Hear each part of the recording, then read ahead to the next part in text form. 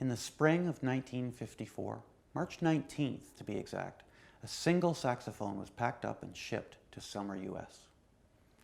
This instrument, number 53,727, was the first Mark VI to be sent. It was later used in an advertising campaign, and it said something to the effect of, if your saxophone has a serial number lower than 53,727, you are missing out on many of the great features that the Mark VI offers.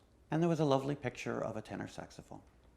Now this is great. It's a terrific advertising campaign. But this is a perfect example of why there is so much confusion about Selmer history. First of all, 53727 was an alto, not a tenor.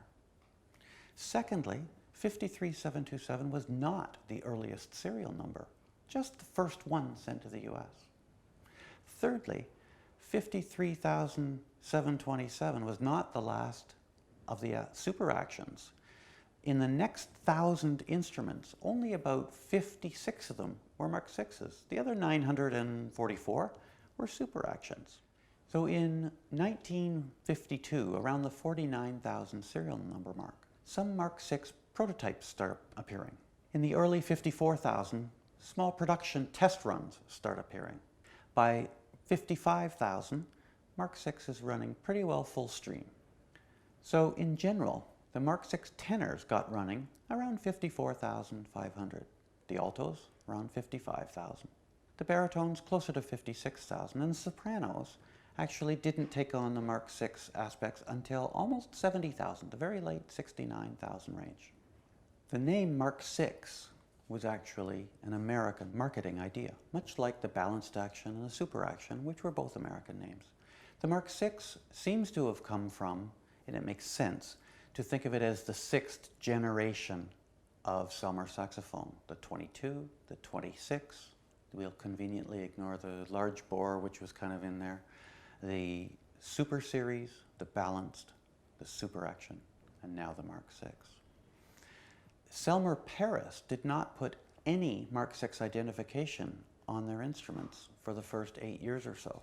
So there's a really interesting way to tell if your saxophone is a US market instrument or not. If it has the Mark VI engraved, not stamped, but engraved anywhere on the instrument, that engraving would have happened in Elkhart, Indiana. If you have a Mark VI between serial number 55,000 and 140,000 that doesn't say Mark VI at all anywhere, it is a non-US market. It could be Canadian, it could be British, it could be European, it could be South American, but those are non-US markets. Starting around 141,000 serial number, the altos and tenors received their first Mark VI stamp in France. This was a very small stamp put vertically on the upper body. And it is known as, not unsurprisingly, as the vertical stamp.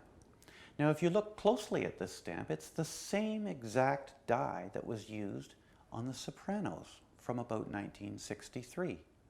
So the very first French Mark VI identification was on the sopranos. The second was a vertical stamp in the body just from 141 to 143, so only for about 4 months of production.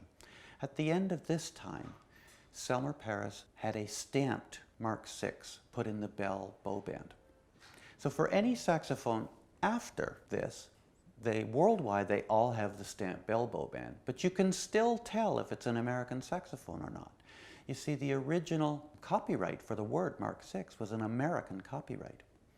So the Americans, on every instrument they received from 143,000 right up to the end of Mark VI and through to Mark VII as well, they engraved a registration mark, the R with a circle around it, after the stamped Mark VI. So if you have a saxophone that just has a stamped Mark VI and no registration mark, it's non-American market. If it has the engraved registration mark, it's an American market instrument. So what do I mean by an American market Mark VI? There were several markets that received instruments in a not quite completed state. The way Selmer Paris shipped saxophones to Selmer, US, was they were fully assembled, all the keys were on, pads were stuck in, but the pads were not permanently there and the instrument was not set up. They were shipped 4 to a crate with the necks separate, as in packed into a small box in the same crate. So there would be 4 necks and 4 saxophones fully assembled.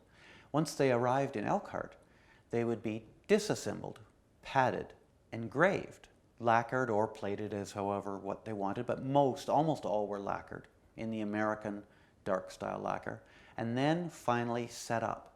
So it's not technically accurate to say that there are American assembled saxophones. They're more American set-up saxophones. Because all instruments, every single Selmer Paris saxophone was built at the factory in Monde, France. One other differentiation between the American market Mark VIs and the European market Mark VIs was when the Americans did take the horn apart to pad it and put it back together, they took the bow off and actually soldered the bow to the body. The European market did not have this done. So there is a key difference. If you're a repairman or if somebody tells you that your Selmer Mark VI is soldered, that's another indication that it's a US instrument.